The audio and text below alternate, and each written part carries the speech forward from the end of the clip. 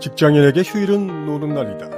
매주 돌아오는 휴일도 있고 1년에 한 번씩 돌아오는 휴일도 있고 몇 년마다 한 번 맞이하는 특별한 날도 있고 잘 쉬려면 잠깐 동네 주민센터에 가서 투표를 해야 마음이 편한 날도 있지만 어쨌거나 직장인에게는 모두 노는 날일 뿐이다.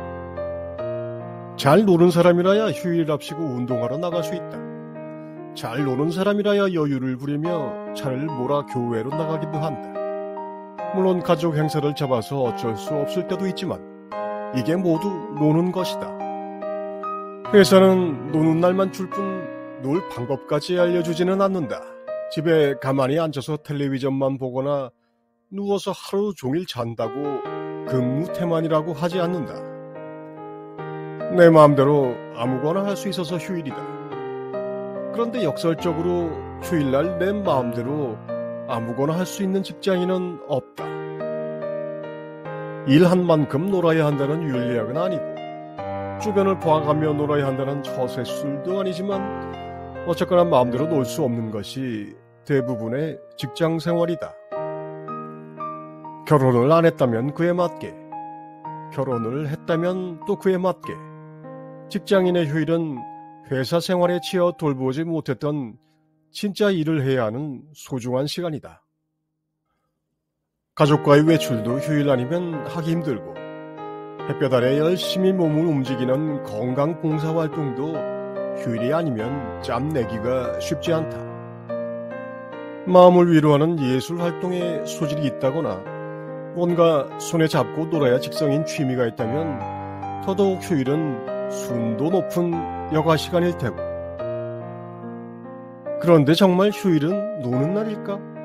그건 직장생활이 아닐까? 휴일은 일과 다른 무언가를 하는 날로 지정하는 순간 그것 역시 직장생활의 일부가 되어버린다.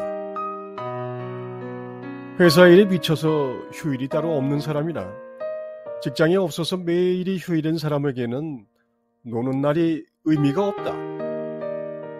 노는 날이 중요한 의미가 있는 평범한 직장인이 일하지 않는 날을 휴일로 정의한다면 인생을 상대성의 틀 안에 가둬버리게 되는 셈이다. 일하는 것이 노는 것이고 노는 것도 노는 것이라면 어떨까? 아마도 휴일 저녁에 갑자기 밀려오는 짜증과 아쉬움, 일요일이 다 가는 소리는 들리지 않지 않을까? 젠장, 왜 즐거운 휴일 가지고 뭐라 그러는 거야? 휴일은 그냥 쉬는 날이다. 몸과 마음이 모두 속도를 늦추고 긴장을 멈추는 날이다. 뭘 해도 좋지만 쉬어야 한다. 제대로 일하기 위해 쉬는 것이 아니라 제대로 살기 위해 쉬어야 한다. 일도 좋고 노는 것도 좋지만 그러기 위해, 잘 살기 위해 휴일은 쉬어야 한다.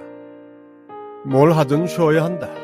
말은 이렇게 하지만 제대로 쉰 기억이 없는 나는 1995년 어느 휴일이 아직까지 기억난다.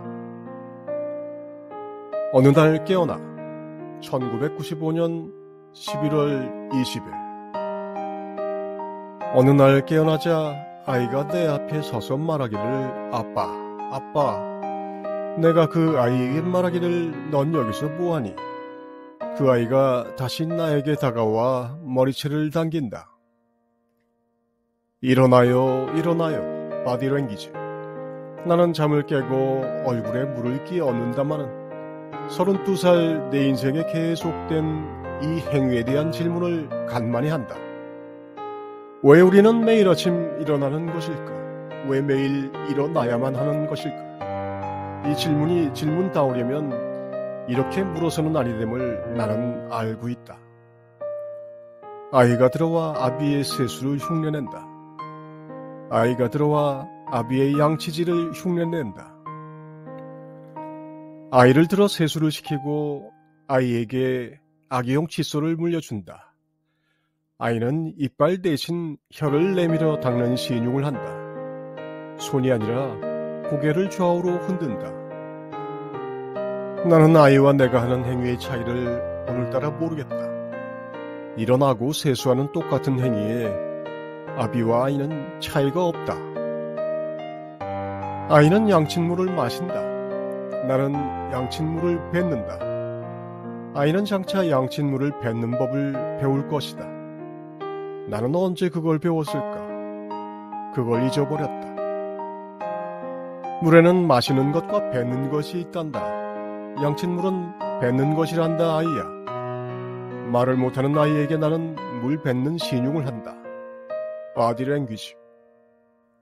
나는 다시 이불 속으로 들어가 눕는다. 아이는 일어나면 놀아야 한다. 다시 이불 속으로 들어가는 건 밤이 캄캄해져야 하는 일이다. 아이는 아비의 피곤을 이해할 수가 없다. 아비는 아이의 활달한 용무를 무작정 들어줄 수 없다. 우리는 서로 차이가 나기 시작한다. 아이는 아비와 지가 다르다고 생각하기 시작한다. 아비는 잠이 들고 아이는 혼자 놀기 시작한다. 내가 죽을 때도 그러하리라.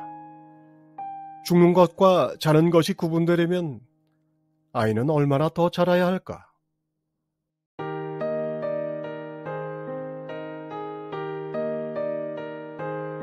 이 글을 썼던 어느 휴일날의 모습이 선명하지는 않다.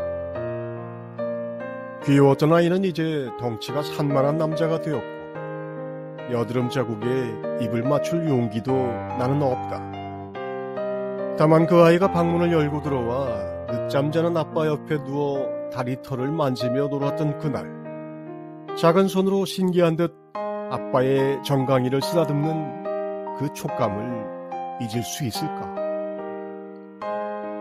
아들아, 고맙다. 아빠가 그날은 정말 잘 쉬었단다.